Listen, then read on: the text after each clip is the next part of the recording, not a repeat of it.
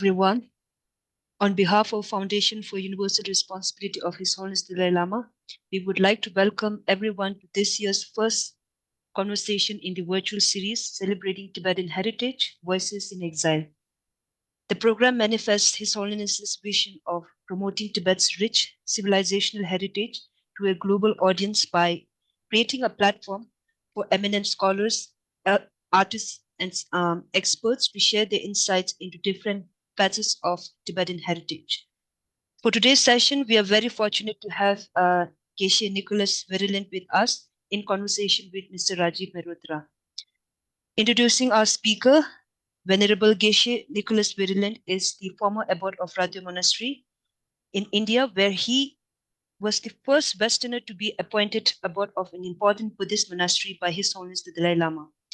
On making the appointment, His Holiness the Dalai Lama said, "Your special duty is to bridge Tibetan tradition and the Western world." Geshe Nicholas Vreeland is also the director of the Tibet Center, the oldest Tibetan Buddhist center in New York City. He became a Buddhist monk in 1985. Geshe Vreeland is also editor of two books authored by His Holiness the Dalai Lama, An Open Heart, which is a New York Times bestseller, and A Profound Mind. A passionate photographer, he is the founder of creative project Photos for Rato, a series of very popular worldwide photography exhibition, which helped fund the construction of Rato Monastery in India. Geshe Vreeland divides his time between the Tibet Center in New York and Rato Trazang in India. He travels widely to introduce secular ethics into modern education in the West. Now to speak a few lines on Mr. Rajiv Mehrotra. He is the honorary trustee and secretary of the Foundation for Universal Responsibility of His Holiness Dalai Lama. He is a prolific national award-winning filmmaker, author, television anchor, and most importantly, a personal student of His Holiness Dalai Lama for over 40 years. Now, before beginning the actual discussion, I would like to brief you about some basic housekeeping rules. If you have any doubts or questions during the discussion, you can type it in the chat box. And after the discussion, you can use the hand raise icon, which is on the bottom of your Zoom screen. And also, just to let you guys know, we will be recording and uploading today's session on our YouTube channel. Also, while some of you have joined us through Zoom, we are also live streaming to a global audience. Now, I would like to hand it over to Mr. Rajiv Mehrotra. Thank you, Rinzanla. This is an honor and a blessing twice over to be engaging in this sort of formal conversation with Geshe. I've had the privilege of knowing him for, I don't know, more than 40 years, and have learned a great deal from who he is and what he embodies and represents. And as Rinzan pointed out in the introduction, that Geshe was given a huge responsibility in the sense of serving as a bridge between Tibet's rich civilizational heritage through embodying it experientially, and then reaching out simultaneously to engage with the West, Western sensibilities, and he did it in the real experiential manner of being ordained as a monk and serving as the head of a monastery, the Rato Monastery, as its chief abbot, and then reaching back to the Western world. So, Geshe, just a brief sense of, I mean, I have an outline of your story of an interest in Buddhism, confronting your grandmother with the idea of going away to embrace Buddhism, to getting your head shaved, and all the sort of the first sort of level of experiences of embracing what was in some ways an alien culture to certainly your environment. And so could you tell us a little bit about how you encountered Buddhism, what persuaded you or sort of led you to becoming a monk? Well, I'd like to begin by thanking you for inviting me, and I'm thankful to the Foundation for Universal Responsibilities of His Holiness the Dalai Lama. It's an honor to be here. I speak to you from Rome, which is a sort of spiritual capital on our planet. What brought me to Buddhism? You know, if one is really honest, it's very difficult to identify what were the inspirations for devoting oneself and one's life to a spiritual path. It's not that there are evident causes. I can say that I came to India in the early 70s and had the privilege of traveling around Sikkim, Bhutan, Nepal, and being introduced to a Buddhist culture. I was in college. I was an avid photographer, and the experience surely affected me, but I can't say that that was a cause. It maybe a contributing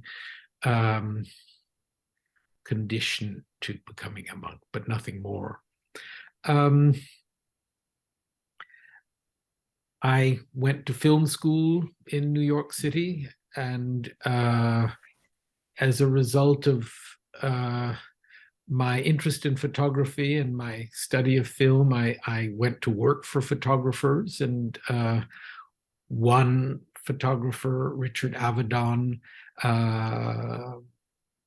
who really, along with my other photographic teacher, Irving Penn, introduced me to the idea of photography as being something more than just photographing what's before you and recording it in some way, but maybe the idea of expressing yourself and having photography be something of some kind of, let's say, poetry. His son and his son's wife were studying with a Tibetan Lama in New York and invited me to the Tibet Center, where I met my teacher, Rato Rinpoche. And it was really, if there's anything that inspired me, it was the way in which this human being lived what he taught. And the message that he taught was a simple one. It was, try to be a good person. Try to help others. Try to diminish selfish, self-cherishing tendencies. Try to be more humble rather than proud and arrogant.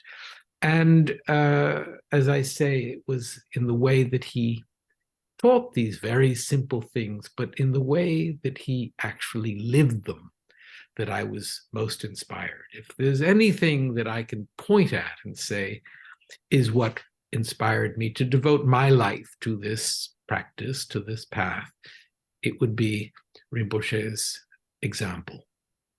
Traditionally, when someone makes such a significant break, as it were, from the environment that they have grown up in, there tends to be often a cataclysmic crisis or something that drives one to matters of the spirit. I'm not looking for a confession, but I just wondered if there was a defining lack or something that you felt was missing, and so you were looking for something more, or did this just, as your narrative suggests, just creep up on you, and it felt it was a natural thing to do? So did you have a Buddha moment that said, no, I mean, I need to find the answers for myself, or engage in something more rigorous than my environment offers? No, it was a very natural pull towards trying to understanding the meaning of life, but not anything cataclysmic. And actually, I'm a little weary of the idea that something cataclysmic would be a solid foundation for a spiritual path. I think that the process of advancing along a path is a series of steps, not leaps. And I think that these steps have begun many, many, many, many, many lifetimes ago. And so it's not that we can actually identify the causes of our interest in this life. But I'm weary of sudden, let's say, provocative situations as being the cause of one's spiritual, the direction that one's life goes in from the spiritual point of view. I think that it has to be something more steady than that. And you've been quoted as saying that my whole Buddhist career was helped along by photography. So, I mean, and I know I have been deeply moved, inspired, and enriched by you have been kind and generous in sharing with a constituency of some of us a regular, how to put it, sending out your photographs, and in a sense that gives us a sort of a vicarious experience of how you are viewing the world at any particular time. But what did you mean by that it helped you along in your journey as a Buddhist? Photography? Yes. I don't think that there's anything that would not help one along. I think that anything one is doing,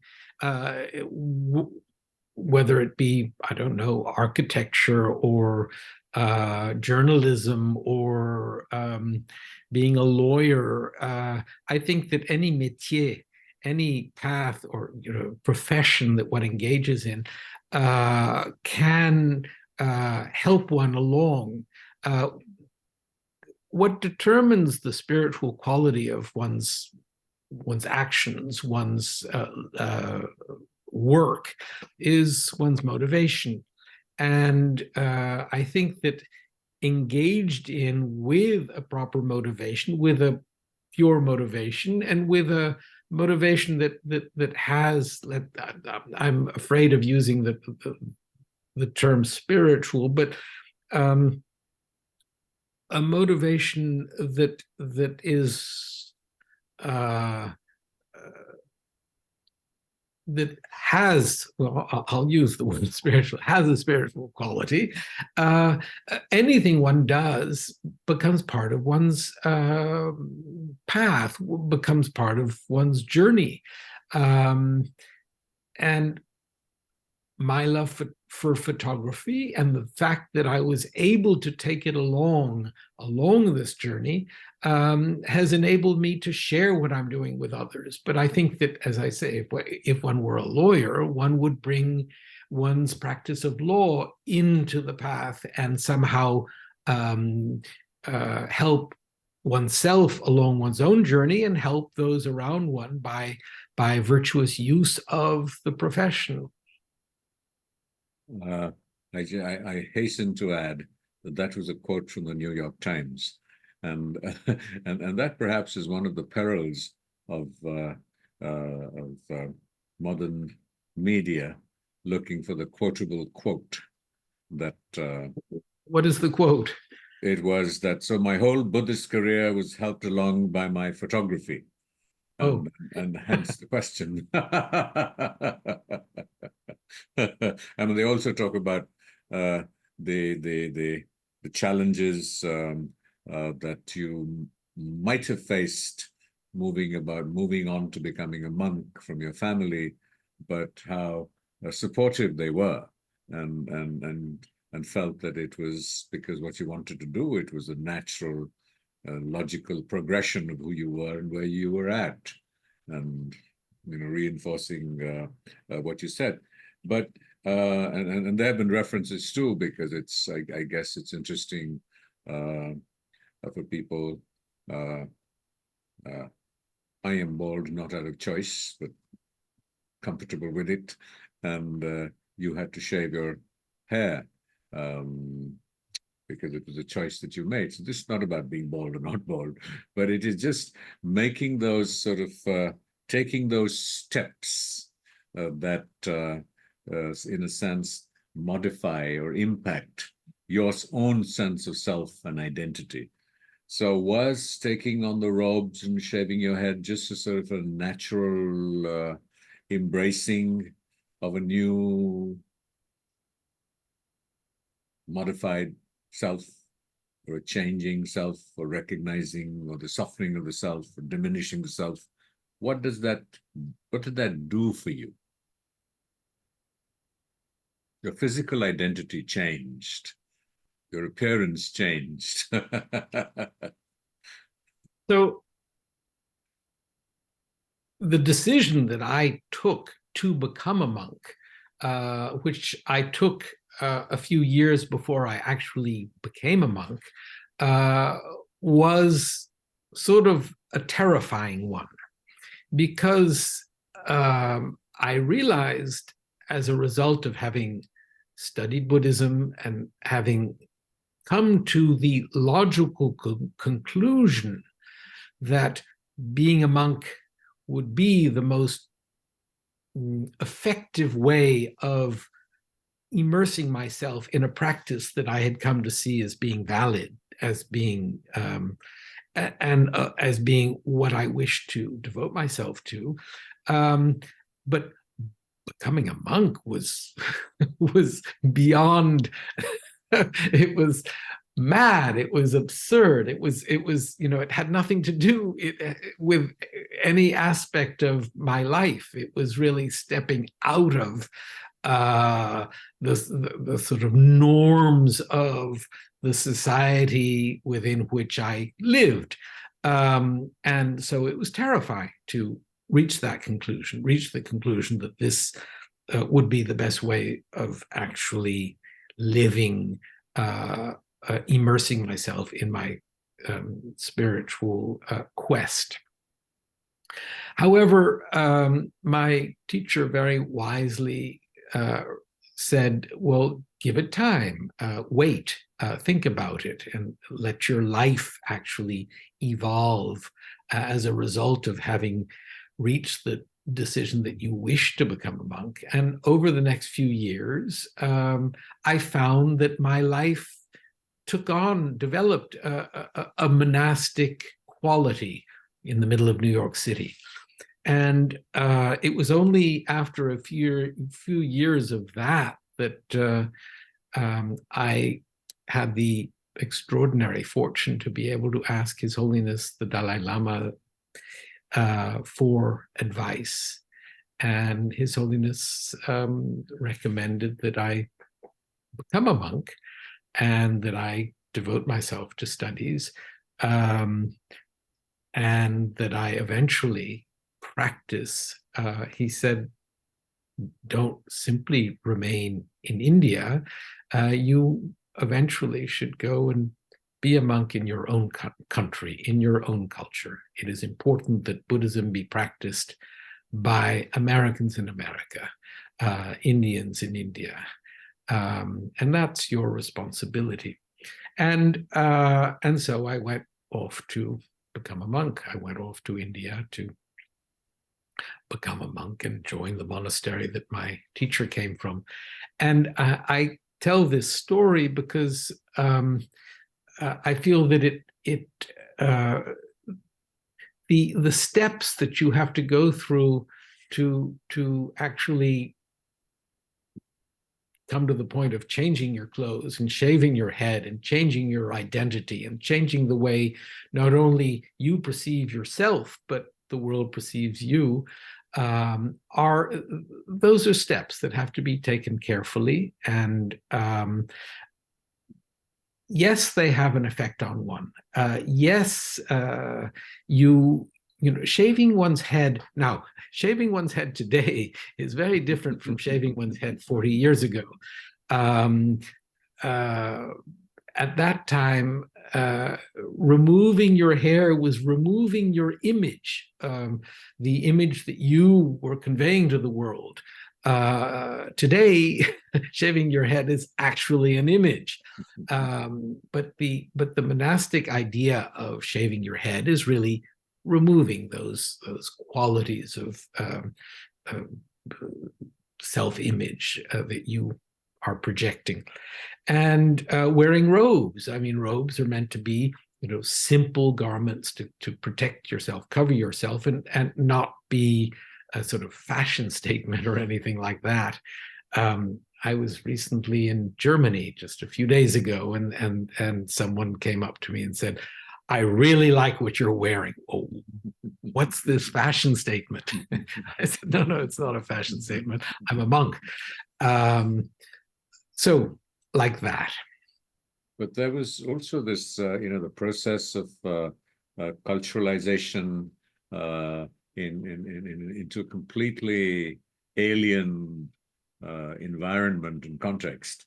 And of course, there are the philosophical elements, the aspiration of being a bodhisattva. And I mean, did that precede becoming a monk? Did you become a monk because you wanted to, as His Holiness very right, says that all of us want happiness and to avoid suffering, and then from that emanates the larger aspiration that we can only be happy if others are happy, and so for most of us at our everyday mundane lives, the first impulse is to say is to look at ways that we can eliminate our own suffering or dukkha, however we want to describe it. So it's, in a sense, how did that unfold? And just so that you can dwell on it further, is that there is also this whole aspect of embracing butter tea and different kinds of food, and a whole, the physical elements of it, which call for a certain degree of I don't know what, coming to terms with, assimilating. I never embraced butter tea. Oh, I must be honest. I have butter tea when it is served, but I can't quite say I embraced it. So immersing oneself in a religious life is one thing.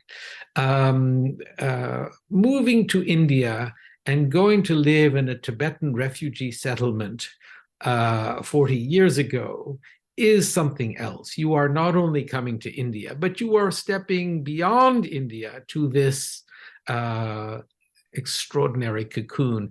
And at that time, the settlements were very, very poor and simple, bare places. And as I think back, I feel that I was extraordinarily fortunate to have become a monk when the settlements were so removed from the world. Thomas Merton, the Catholic monk who died in the mid-70s, when describing what a monk is, said, "The monk is someone who chooses to live on the periphery of society. He removes himself from the hustle bustle of the world and devotes himself to his spiritual practice,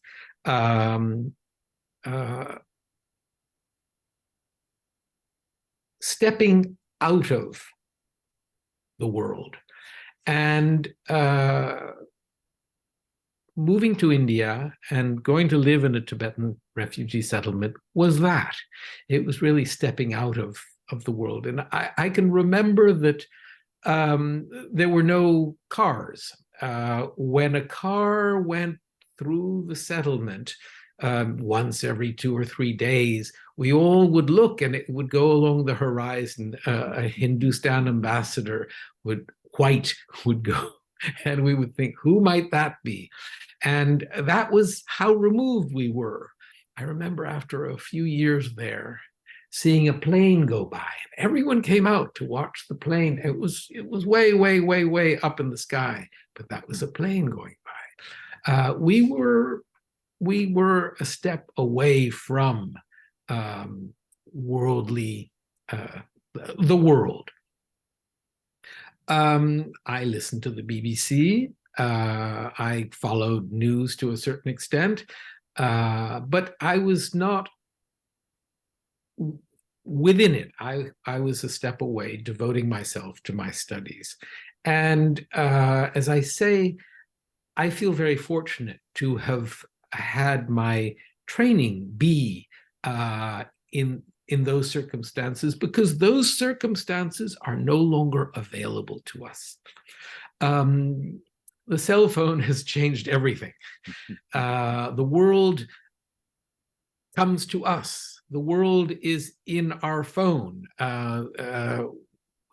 It's impossible to step away from that. Yes, there are the extraordinary people who have no cell phone and who go live in the mountains and devote themselves to their meditation, but they are truly rare, because even within a monastic environment, everyone has a phone. Everyone is aware of what's happening in the world, and everyone is therefore participating in worldly life in a way that may be in contradiction with what it means to become a monk. And that's something I think that in this 21st century have to grapple with. I don't think we can simply say, throw your phones out and devote yourself to sort of inner search. I think that this new reality, this new dynamic, this new interdependence and interlocking of us all is the norm, and we have to learn to make use of that in a constructive manner. How were you received by the Tibetan community as a relative novelty, to say the very least? I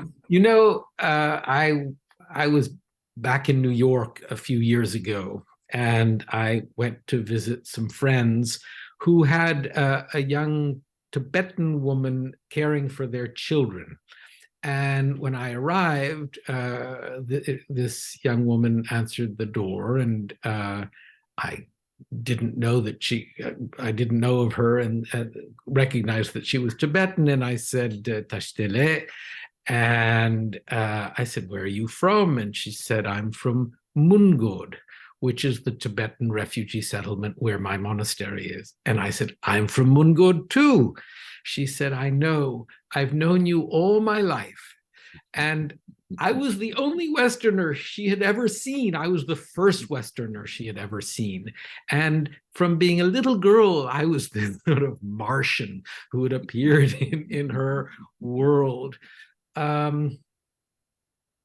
So that's how was I, and as I say, she said this with this wonderful smile. She was finally meeting the Westerner whom she had. I feel that sort of reflects the way I was welcomed. I was welcomed really warmly. Of course, I went to the monastery to join the monks who were reestablishing the monastery of my teacher, or the monastery my teacher belonged to. And so they knew that I was arriving, and they cared for me so kindly, so wonderfully. I was very, very warmly welcomed when I arrived. And also embraced and welcomed when you became the chief abbot of the Rato Monastery. And but what was the most challenging transition that you had to make?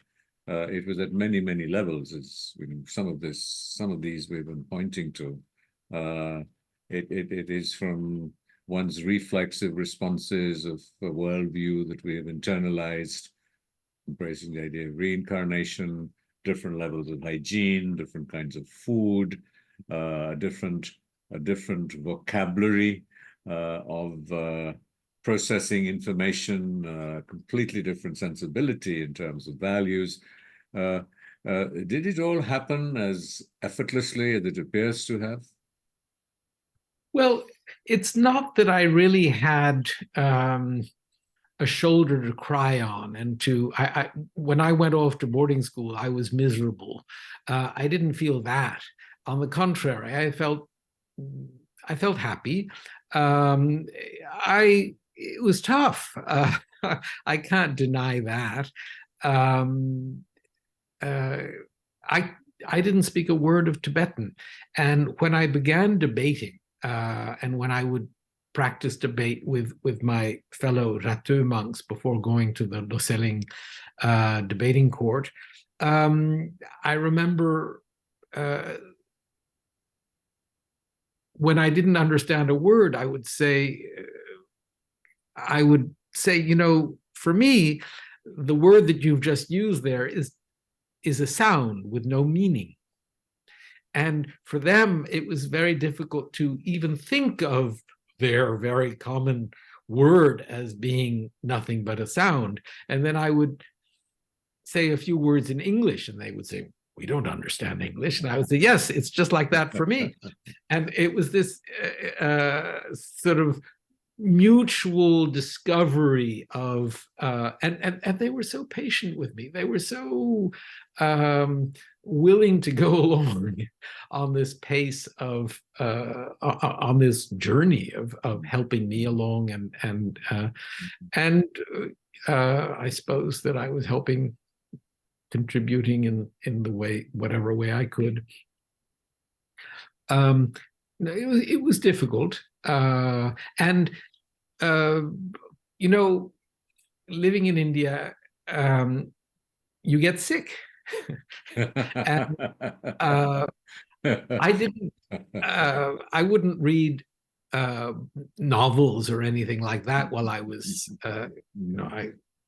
as a monk, but I would permit myself to read when I was sick.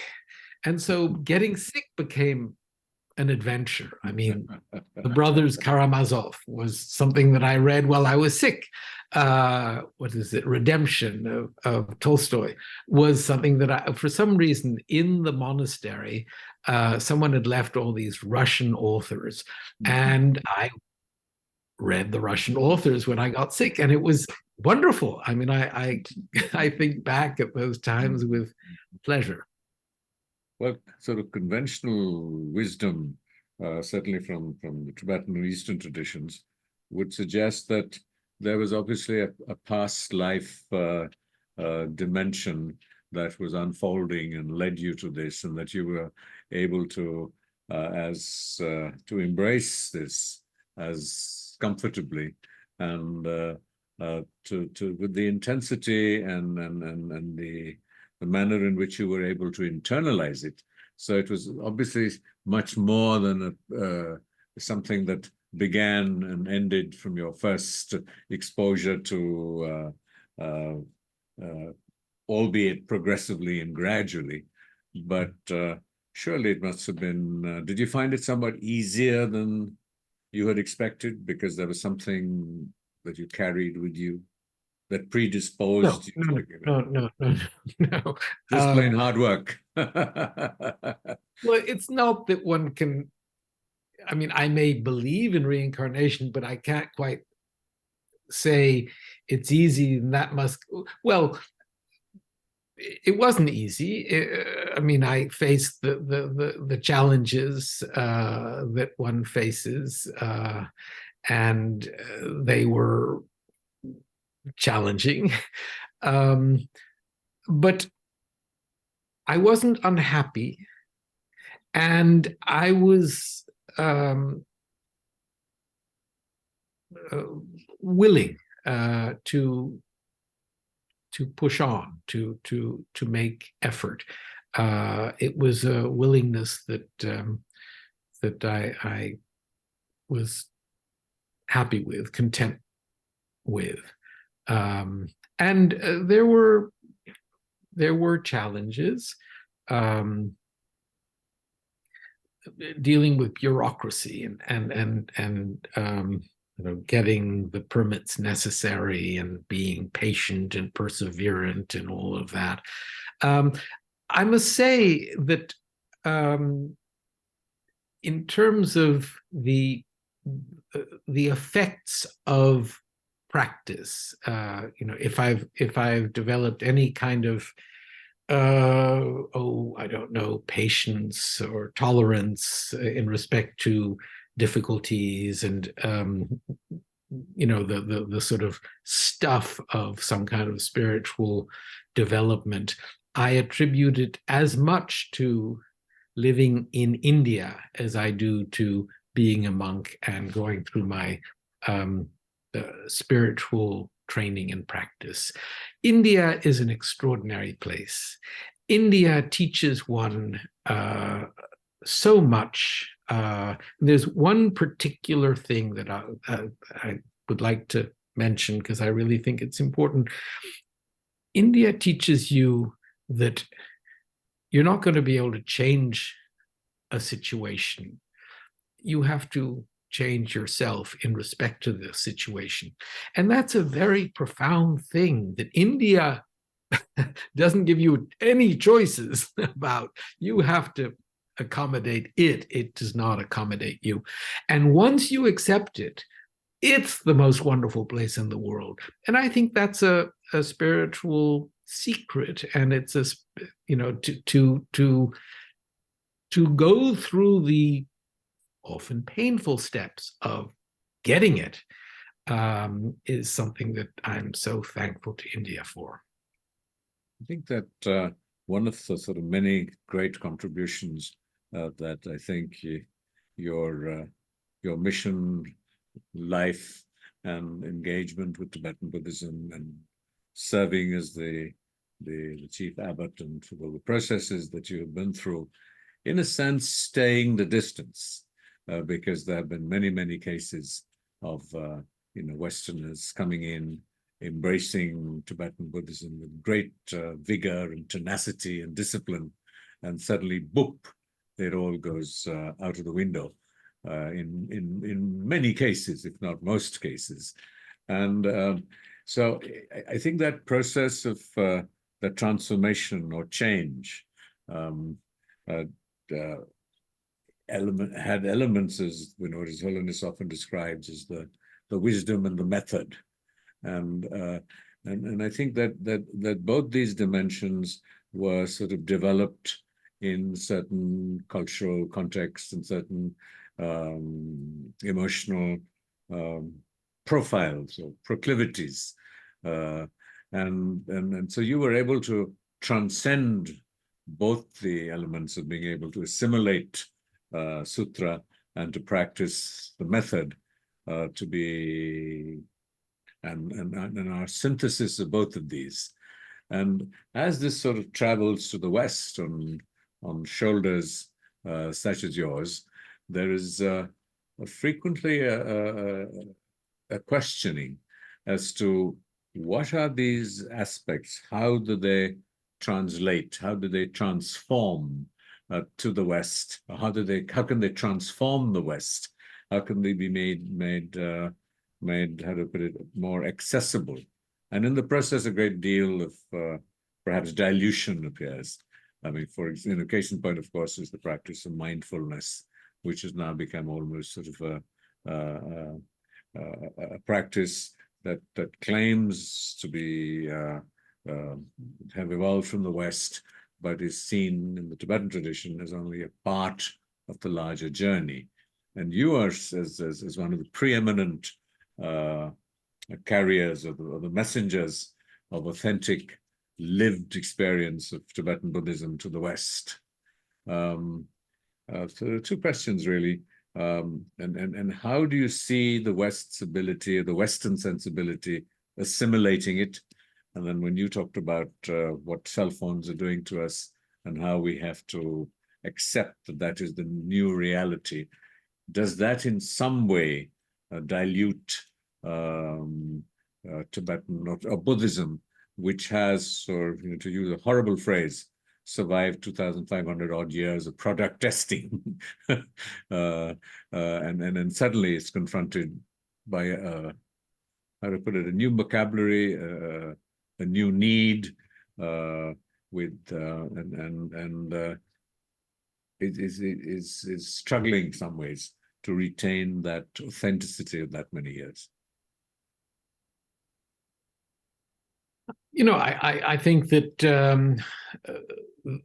the challenges of the modern world, I don't think it's the West. I think that the challenges, these challenges are as great in India, and I'm sure in Tibet today, as they are in the West. I think that the 21st century, our modern times, the technology that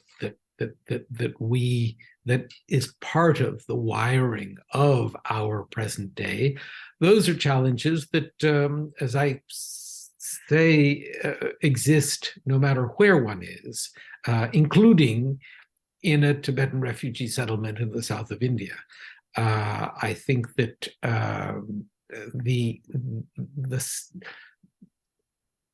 process of introducing a spiritual way in the West, which is a challenge, that a responsibility that I feel that I've been given, I think begins with just trying to practice as well as you can yourself. I don't think we can do much more than that. There's a Sufi saying, the unwise man tries to change others. The medium-wise man tries to change his environment. The wise man tries to change himself. And I think that's all we can really do. And I think that the work that we do on ourselves is the greatest contribution that we can make to the universe. It's the only contribution that we can make to the universe. And so I feel that that attitude to a spiritual responsibility is as valid in a monastic situation as it is in India, as it is in the West. As Abbot of Rato during my term as abbot, the only way in which I could really hold the monastery together, as it were, which is the responsibility of an abbot, was by the way I comported myself. That was, I used to ride horses when I was young, and the secret to making the horse feel that you're in charge is the way you sit on the horse, the way you keep your heels down, the way you keep a certain tension on the reins without pulling too tight and without it being too loose. That whole process of sort of being in the saddle with self-control, with that mindfulness, is the way in which you are able to hold a monastery together, and it's the way in which you will have any kind of effect in the West or wherever you are. So I really feel that the way in which we, whether I'm a Westerner or whether I'm a Tibetan or an Indian monk trying to share what I've learned with others, the most effective, I would say the only way that I can really convey what I have to offer is by living it. Yet there is a sense of, I guess, almost mourning that when we talk about the preservation of Tibetan civilizational heritage, the techniques, methods, and practices that evolved over thousands of years as the Buddha urged that they should, and not get frozen in time and were dynamic, responding to new and emerging realities, but something that was relatively constant, thousands of years, and has now come out of the cloisters of the monasteries, and techniques and practices which were useful and valid and viable within the community of a sangha now move out of that, move out of those spaces. And so do we just let this go? Do we fossilize it? Do we, and I think that this is a sort of a crucial question that looks, of course, at Tibetan civilization, because it's one of the more recent ones to come out of the cloisters and present itself on the global stage. And the larger aspect of it in India too, we're seeing what many consider a misplaced, misunderstood rearticulation of aspects of our ancient heritage, practices, belief systems, and what has distinguished in some ways the Tibetan approach has been the most sophisticated techniques juxtaposed with wisdom. And so this canvas, and I mean, I completely hear what you're saying, and it resonates deeply for me as a far, how do I put it, far less evolved, a significant seeker, that this is all that I can do. But you have taken a bodhisattva vow to keep alive this motivation, and so I'm just looking for a reflection on what happens to that great. You're an inheritor of a great tradition in a formal sense, and it's like, in the United States, it's very interesting. I was reading that the Rubin Museum is dissolving itself because it felt that it no longer wanted to just objectify local cultures and history, and to see how it could be taken back closer to the people. And so this is going to become the stuff for books and myths and legends, or do you think it can remain in some ways a living with some continuity? Well, this is the great challenge that the monasteries that had preserved a knowledge that came from the Buddha, that was really cultivated and refined in places like Nalanda and Vikramshila and the great monasteries of North India, and then made its way to Tibet, where this country that was cut off from the rest of the world really focused on and dissolved itself into, absorbed itself in a process of spiritual quest, spiritual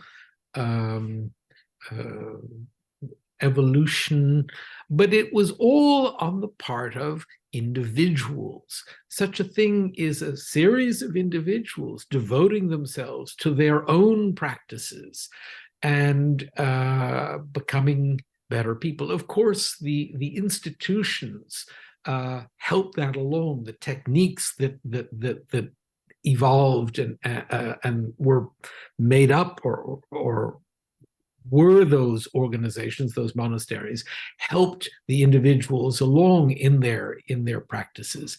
But the work is done by the individuals. What exists today is the result of the hard work of countless individuals over centuries. Now we have to work on ourselves at preserving the essence of this within 21st 21st century life and confronting 21st century challenges. What's going to happen? I don't know.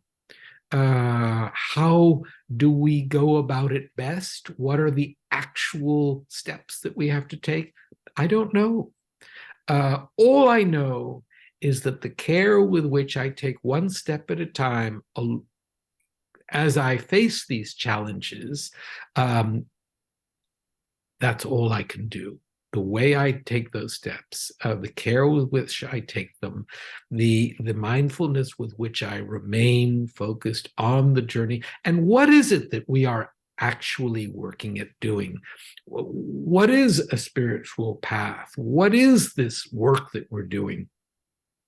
It's trying to be a little less self-centered and selfish, trying to develop a little more concern for others, those around us, trying to have one's life be of service to our community, to our culture, to our society, to the world.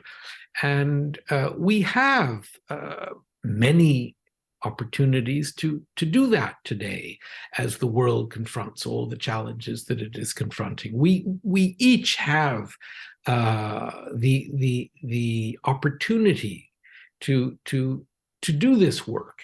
And I really think that recognizing that that's our work, that's essentially what a monk is doing in coming to recognize his lack of or emptiness of inherent existence and work at develop his concern for others. That's what a monk is doing. That's what a nun is doing. I keep referring to monks. I wish to clearly state that this is that when I refer to monks, I'm referring to monks and nuns.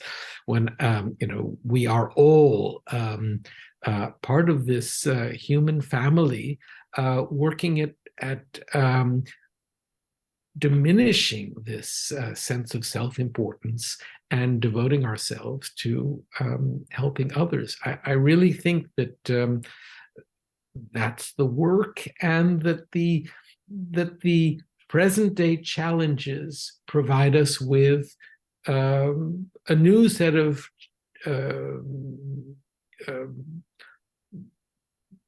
what would you call them, obstacles, a new set of challenges that we have to navigate, that we have to make use of in our work on ourselves, that we have to help others navigate. And I think that that's really all I can say on this. It's definitely something that we all have to I don't think that there's a rule book. I don't think that there's a clear set of directions on how we go about this, other than working on ourselves. So as you sort of embrace and work with, your work as a director of the Tibet Center in New York, and so what kinds of how to put it, skills, talents, sensibility, perspectives, the idea of interdependence, of impermanence, many of the pillars of the Tibetan Buddhist enterprise. You still sort of work with these and translate and make them accessible to you were absolutely right. We're not really talking about a homogeneous Western sensibility and an Indian sensibility. We're talking about our times in a sense.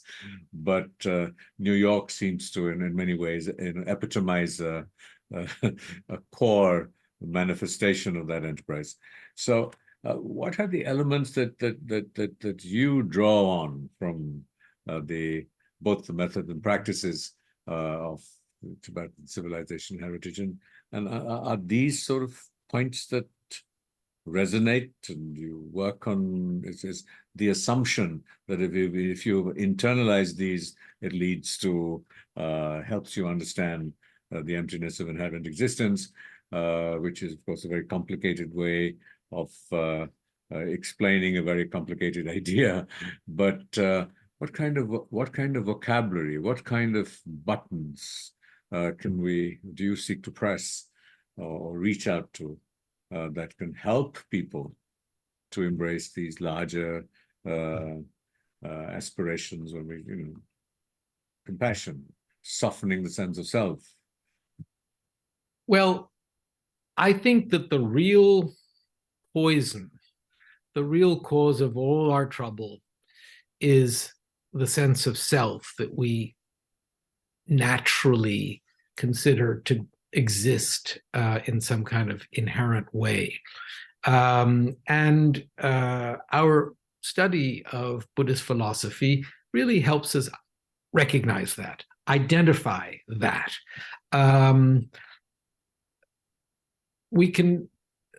That study, whether one is a monk or a nun or a layperson, that study is of enormous value in that we come to recognize the totally illogical basis for this holding on to a sense of self. That study is something of enormous value as we go about our daily lives. I mean, if we can spend a moment, 5 minutes, simply thinking about where is the self? I identify as me so strongly. Where is this among the mind-body composite that I identify with? That breaks down. It truly does break down that natural way that we think of me. Spending that time, spending those 5 minutes, really thinking about that in the morning, and then thinking about how much we depend on others for everything we have, how all the wonderful things that we have in life are due to the kindness of others, are due to the hard work of others. We take it for granted when we drive around in a car that was put together by others, on a road that was created by others, living in houses that were built by others, eating food that comes from others, even the flesh of others. All of these things we don't think about. Spending a moment to think about the degree to which we are dependent on others. Those two thoughts, recognizing the lack of an actual identifiable self and recognizing how dependent we are on others, begins to change the way in which we view the world, and provides a solid basis for beginning to actually repay the kindness of others. And it develops the ability to refrain from acting out of this sense of self, self-importance, etc. So intellectually thinking about these concepts of emptiness and the kindness of others, just those two thoughts can become the basis for leading a spiritual life. And those thoughts, that intellectual process, which really does need a little bit of study, does need a little bit of thought, that moment of considering these transforms one's day, transforms one's life. And so I think that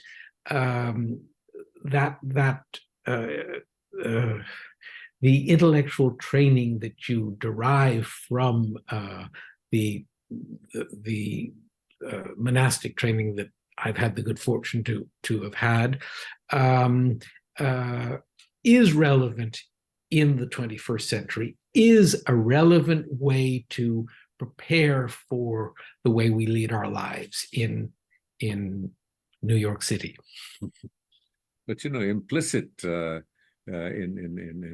all that you're saying is also sort of the what His Holiness has spoken about, has embodied, is the willingness to respond to, process, accept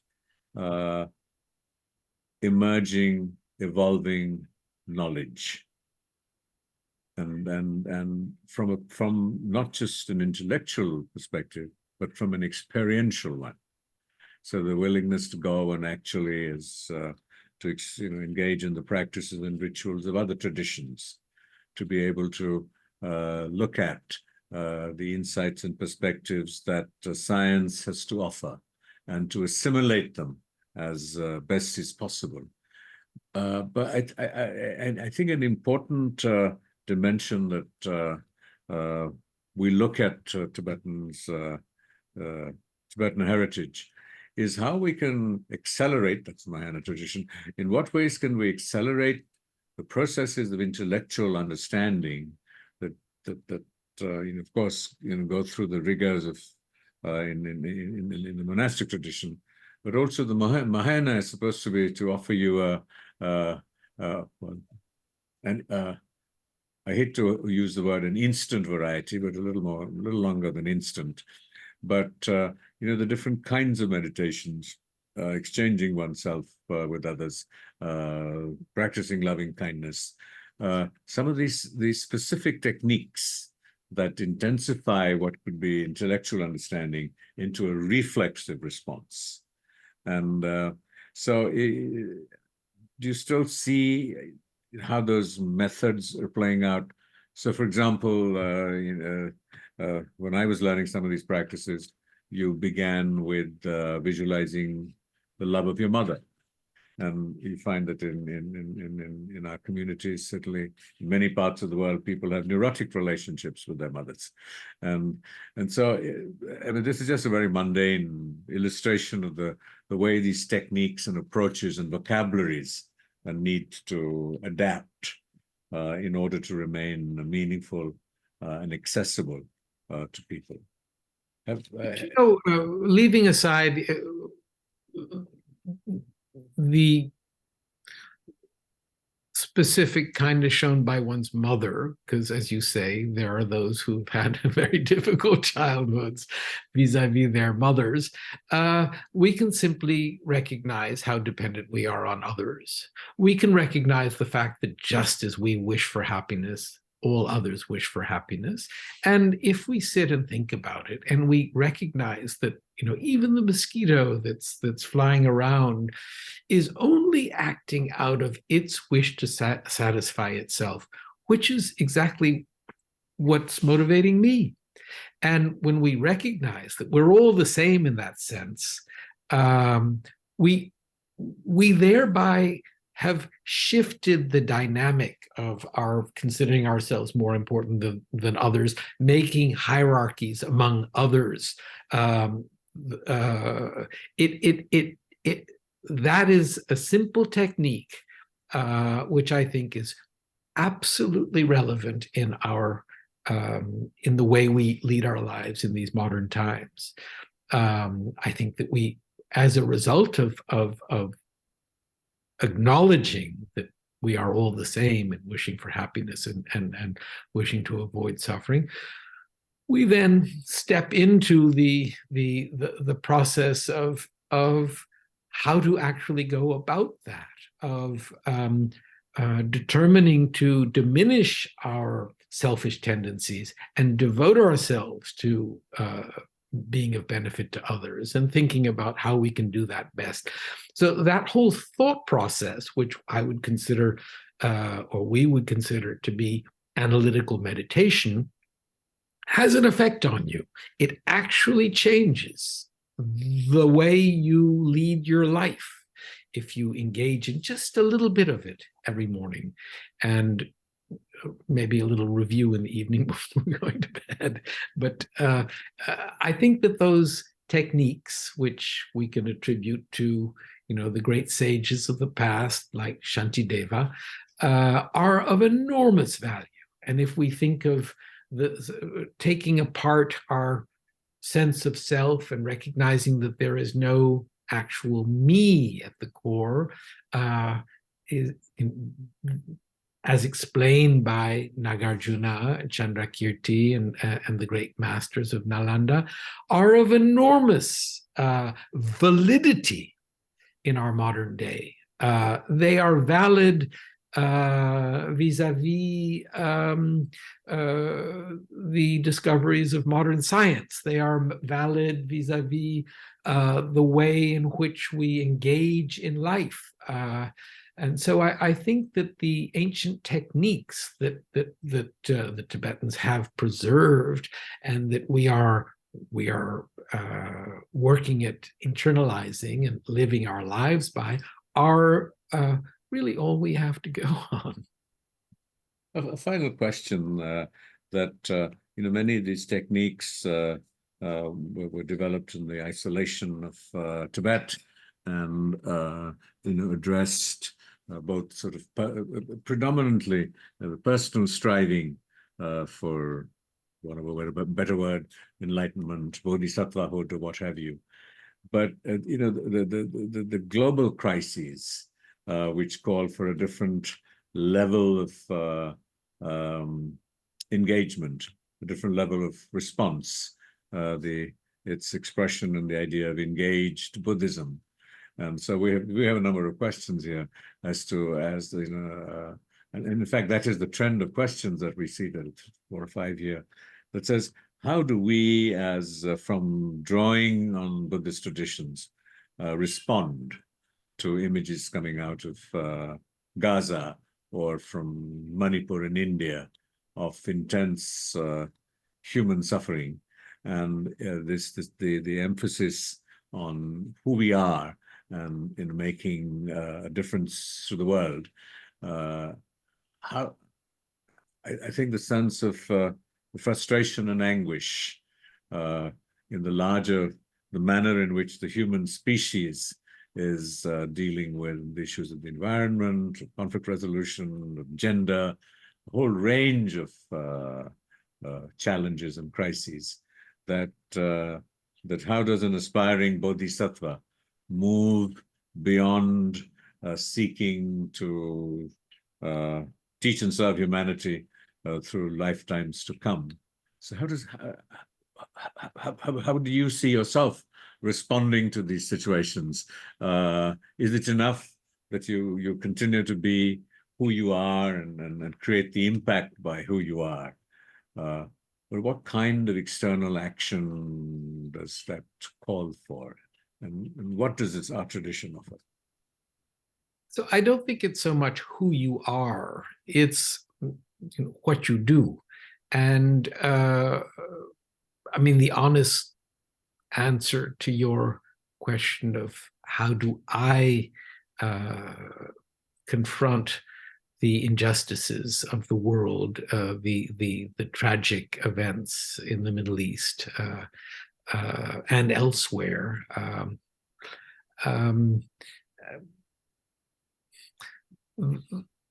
I lived in Uttar Kannada in Karnataka for nearly 40 years, and I only learned one word, which was gotilla, which means I don't know. I don't know. And that is my honest response. I don't know how, beyond working at being a better person, working at diminishing one's selfish tendencies, and working towards benefiting and being of benefit and helping others, is not simply something that one does on one's meditation cushion. It should affect the way one behaves confronted with whatever. It's the way one behaves at work. It's the way one behaves in conversing with others. And if one is involved in, or if one's work involves one in situations where one is actually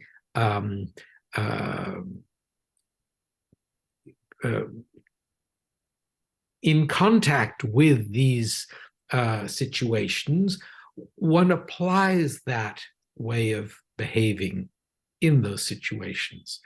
I don't think that one goes rushing off to war to I think that these are simply the ways in which we work on ourselves and thereby more effectively interact with people along our paths. And of course, the tragedies, the terrible things that are happening affect us. And I think that you've mentioned bodhicitta a few times.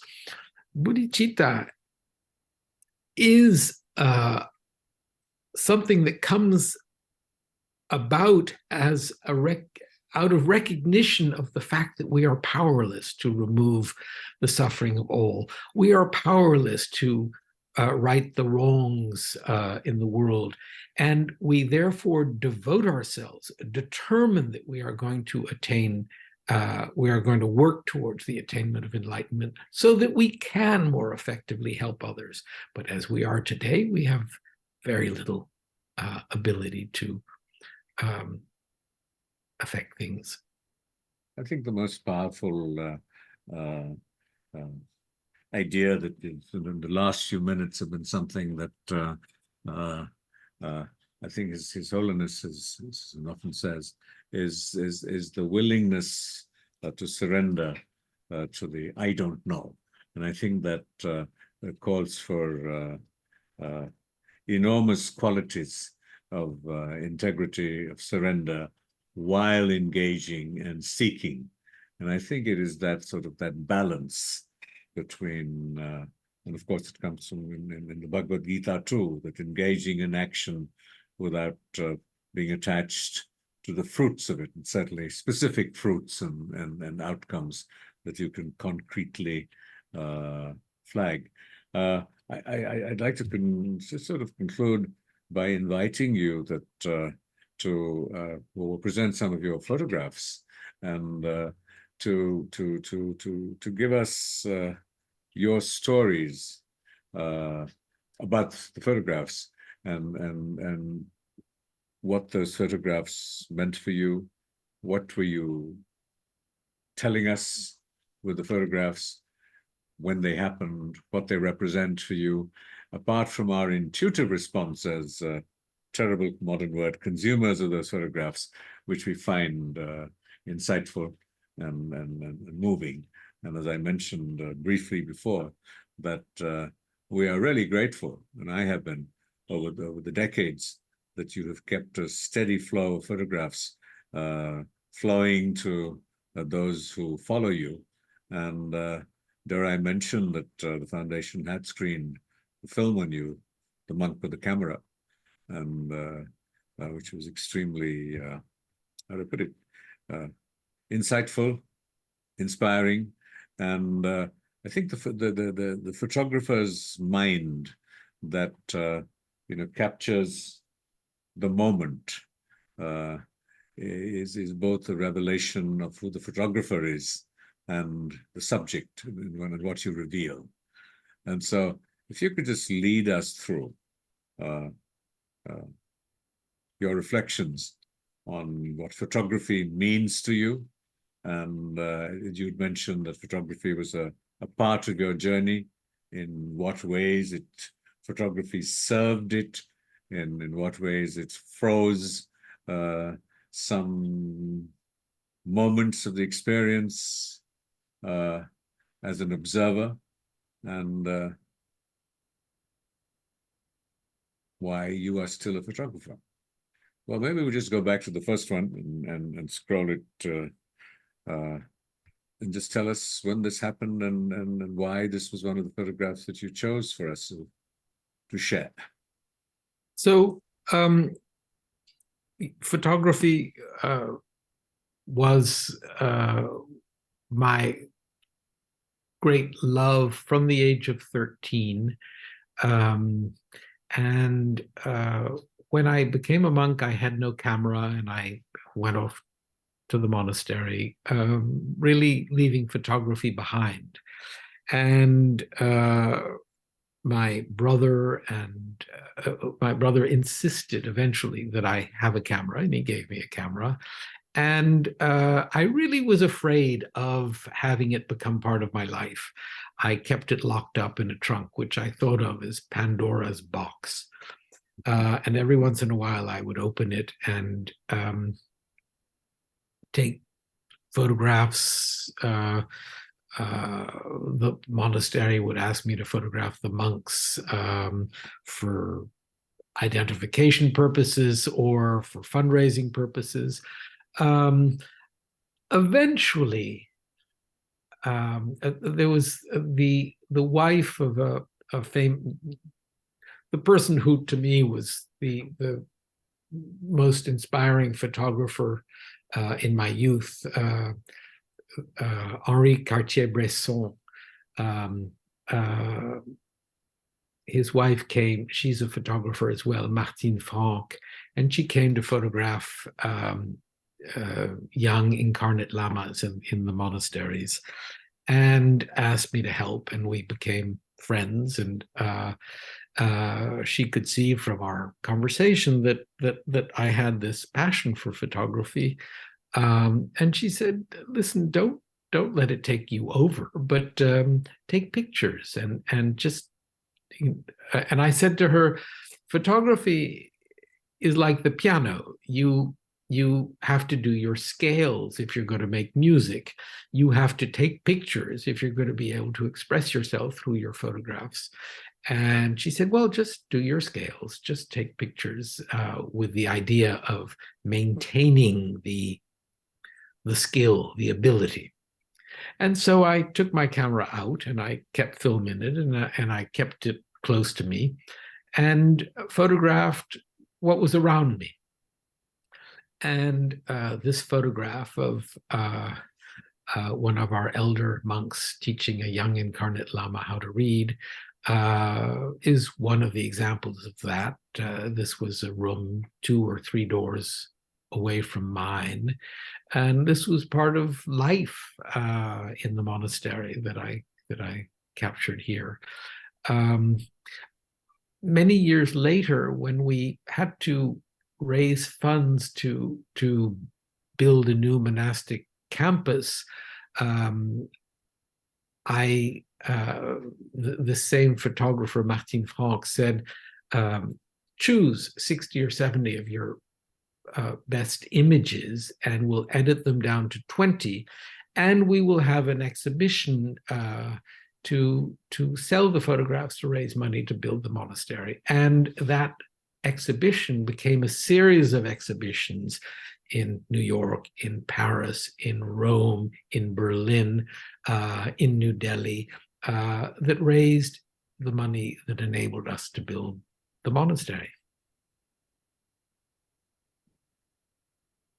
So these are simple black and white photographs that hopefully. Can we just hold them for a minute and rush through them? Yes. There's nothing special. There's no, there's no gimmickry. They're just straightforward. Well, it's but that's what gives its intensity. I love this image of the fact that you work predominantly with black and white, even when color overwhelms us. And I think that the expression on the monk's face, he's looking at his text with deep intensity, but without straining, and I find that very significant.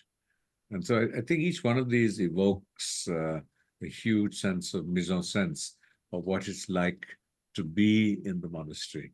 From the blank wall to the chair resting on a table, and using the elevation of the table to slope down to make it easier for him to read. So I think that there are these amazing narratives that emerge. Look how, scroll forward, yeah? Yes. And Again, I mean, it's, well, I don't want to comment on the photographs, they're yours, but I do see them saying, telling, I mean, amazing stories, you know, playing carom board on what is an otherwise stark room. So the playfulness of playing carom and the starkness of the space. But I mean, you know, thank you for these pictures, and I think they will remain. What are the monks doing here? Are they peering through the Dharma wheel, or are they cleaning it up? They're cleaning the excess cement off the newly constructed wall around the temple of, I suppose, Gomang. Okay, Rinzin. Yeah, we could scroll up further. Okay, I think that was it. So, thank you very much, Geshe. Well, for me personally, this has been a wonderful journey, talking to you after a long time and extended conversation, and for who you are and all the amazing things that you do, and for the courage to say, I don't know. Rare in these times. Well, Rajiv, I thank you. I thank all of you. It's been a pleasure. And Tashidele. Thank you all for sharing this evening with us. And we hope to continue this every month, a series of conversations of Tibetans and non-Tibetans, giving us a sense of the lived experience of being one. Thank you. Good night. Thank you so much. So I've earlier requested our participants to use the hand raise icon if they have any questions. I think the questions I've answered all the ones that came up. Yep. So we will wrap up now. Thank you. Because earlier I saw someone use the hand icon, but then, yeah. So we actually have one question, and Tenzin has also raised her hand. Do we have time to address those as well? If Geshe and Sir would have some time to just address those. Yes. All right. May I request Tenzila to unmute and also, switch on your video so that we can see you. Actually, I turned on my video, but I do not know why my face is not visible. But it's completely fine. Am I audible enough? Yes. Is my voice? Thank you so much. Yes. Thank you so much. First of all, I would like to thank Foundation of Universal Responsibility for organizing such kind of events every now and then. It is very uplifting, and it is very helpful. And through this opportunity, I would like to thank Mr. Nicholas for sharing all your perspective about the topic on celebrating Tibetan heritage and voices in exile. And Geshe, since Tibetan New Year is going on, I would like to wish you a happy Tibetan Losar. And to you. Yes, sir. And my name is Tenzin Lobsang. I am a Tibetan boy, 25 years old, came from Tibet. So my question to you is that it is something which I personally feels and which I am struggling with. And I think not just me, many of our youth are also struggling this. The question is that, Ms. Geshe Nicholas, before you becoming a monk, I think you are just like us, right? A lay person. I'm still just like you, I assure you. No. But just like us. So what I feel is that obviously you have went through so much of challenges, and I can see that 5 decades ago, Tibetan situation is not like today's. So you must have gone through so many challenges, and you have overcome, and you become a abbot about the Rato Monastery, and all these are wonderful achievement, and that's how I feel. So I'm sorry, I'm talking too much. My question is that, so you came from America and becoming a Tibetan monk, there's a drastic shift in your life. And for me as well, crossing Himalaya and walking on the food from Tibet to India, at that time I didn't realize is that it is a drastic change. But after coming here, I realized it is a drastic change. Now I'm becoming an adulthood, and it is also a drastic change. So we as a youth, especially as a refugee, not just as a refugee, as a human, we go through so much of shift in our life, and we need to adjust according to the situations. So for me, I have struggled a lot throughout my life that how to adjust with the new environment. And I really do not know in my future also what kind of places that I will land on. So, Mr. Geshe Nicholas, can you please tell me how to adjust in a new environment without losing your individuality, without losing your truth sense of being a Tibetan, or like me as a Tibetan Tenzin Lobsang, I feel like I have my own sort of individuality, but I have lost my individuality because of going here and there, meeting, going to a college, different college, meeting with different friends. So it's very difficult as a youth to adjust in a new environment. So can you please give us small advice how to adjust in a new environment without losing your sense of individuality? Thank you so much. So, Tenzin Lobsang, I don't think that you lose your individuality as you face new challenges. I think that you will always maintain that. The person whom I just was speaking to, you, will always have your own individual personality, and I wouldn't be afraid of losing that. The challenge is how to maintain your integrity and how to remain a good person in face of the challenges that are in the world, and that's the same challenge we all have. You as a Tibetan, maintaining your own language, reading in Tibetan, speaking, maintaining a friendship with Tibetans, all of those things are important. And I really commend the Tibetan government in exile and the Tibetan community throughout the world for the efforts that are being made to really preserve Tibetan culture, preserve Tibetan language, and contributing to that would be important. Don't try to become something other than who you are. And I don't think from the way you express yourself that there's any danger of your doing so. And so study hard, do as well as you can in life, and have whatever you do be of benefit to the world around you and not just to yourself.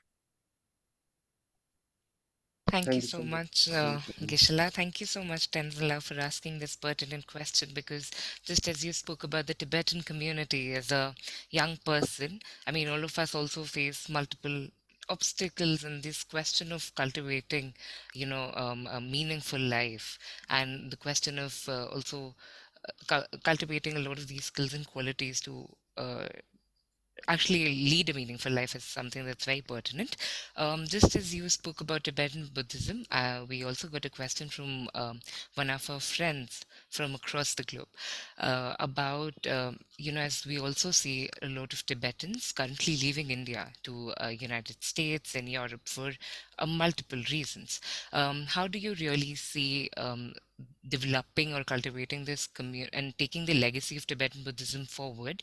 Also, do we see a global community consisting of people, not just from the Eastern traditions, but also the Western world, to take this legacy of Tibetan Buddhism forward?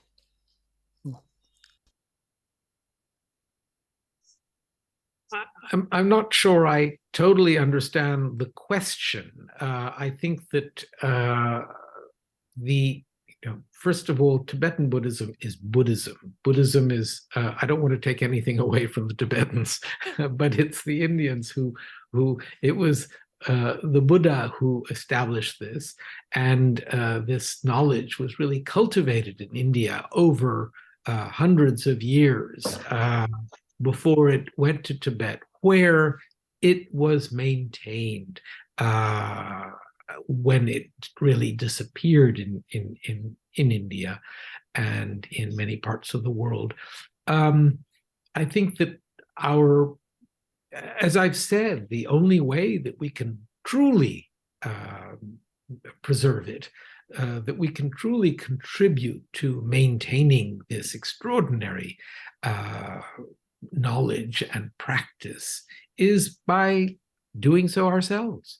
It's the way we behave, it's the way we practice, it's the way we set our motivation at the beginning of a day, and the way we work at maintaining those spiritual priorities throughout our day, throughout our month, throughout our year, throughout our lifetimes.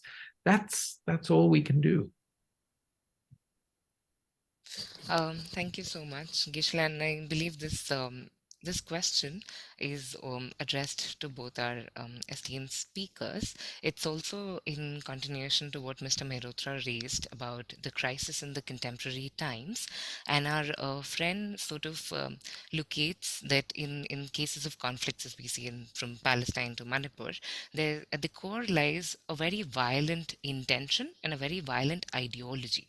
So in such a situation, as we as a community who understand and seek to understand interdependence, universal responsibility, compassion, and seek to also do our bits in it, how do we really understand this violent intention? And in this situation, how do we respond to it beyond just, addressing our own selves? How do we understand it? Well, I'll take a stab at the beginning. Rajiv, I hope you'll take over and shut me up if I'm really going in the wrong direction.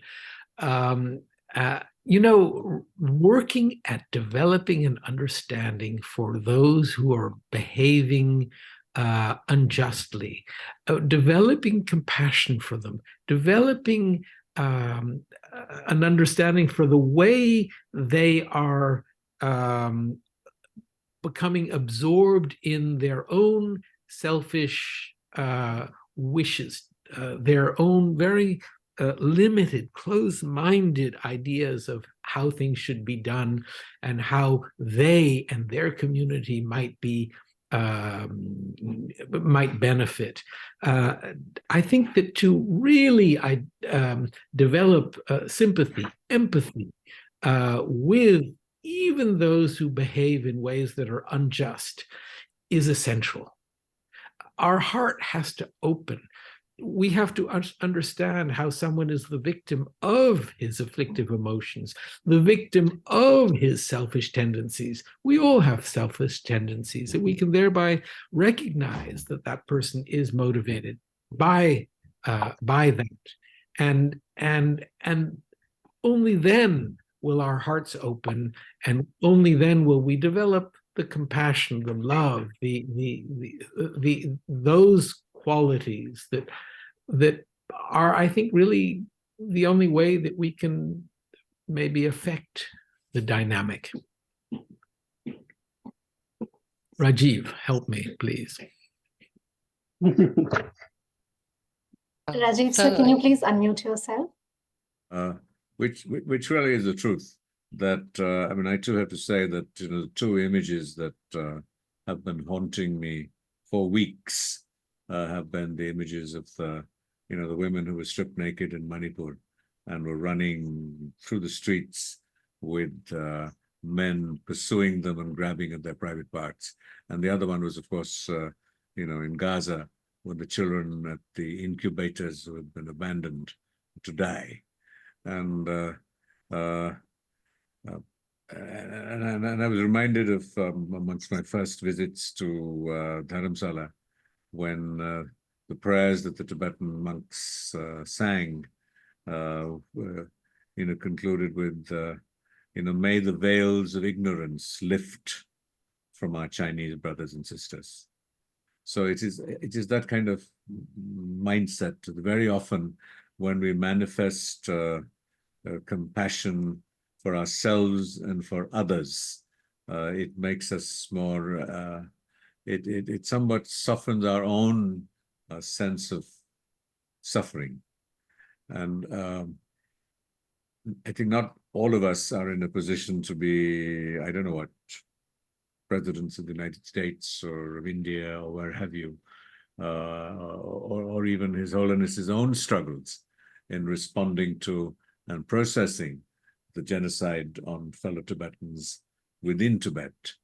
And I think this is where, when we look at the idea of compassion, it is as much as a question of what is our intention, and the larger intention that we are able to generate to heal even the enemy and to heal the victims and have them cope and then come to terms and to grow and evolve from what they have been through. And I think that there are, I mean, when you say there is no answer, I think perhaps the better response may be there is no easy answer. And this may be, you know, a part of the human condition that the Buddha spoke about, that dukkha is inevitable. So sometimes if we confront somebody seriously ill, somebody who's dying, and to recognize the limits of what an individual can do to alleviate that person's suffering. And of course, in the end, it's a very difficult idea to be able to come to terms with, that the recognition that when it's cause and effect, that it does relate to the idea of karma. And so it is the interweaving of our respective karmas that creates a situation that it does. So there is no singular act. And I think that we're constantly craving, and as I was trying to extract this from Geshe, that what was that single thing that drove him to become a monk? But it isn't always a singularity that creates a situation, which is a multiplicity of karmas. And I think it also is that, when we mistakenly understand, karma as being a singular reaction to a singular act, it really is karmas, a whole numerous processes interacting with each other that create a situation. And as Geshe has emphasized on a number of occasions, that what we can do is to create the intention, to create the motivation and the strength of our own commitment to alleviating others' suffering. That the coming together of that, of large numbers of people, may be able to impact, or should be able to impact, and hopefully go as far as saying will impact the larger situation. So sometimes we need the consolation or the reassurance that the I alone can make the difference and to solve it. And so I sense in my own struggles with these images that keep coming up, still unresolved. I think it's teaching me a great deal of humility, and to recognize that I is not all powerful and is not inclusive, and in fact doesn't independently exist. I don't know. Difficult question. All right. Thank you so much. I think now we will conclude this very interesting session. On behalf of the entire team of Foundation, we would like to thank Geshe for your invaluable time despite your busy schedule and sharing your insights. Thank you, Mr. Rajiv, for leading this very interesting discussion. And also, finally, thank you all the participants for joining us. We hope that you will join us for future conversations, as we will be having more programs, virtual programs. Thank you. Thank you, everyone. I hasten to add that I wasn't leading, I was being led. But thank you all. Thank you. Thank you, Geshe.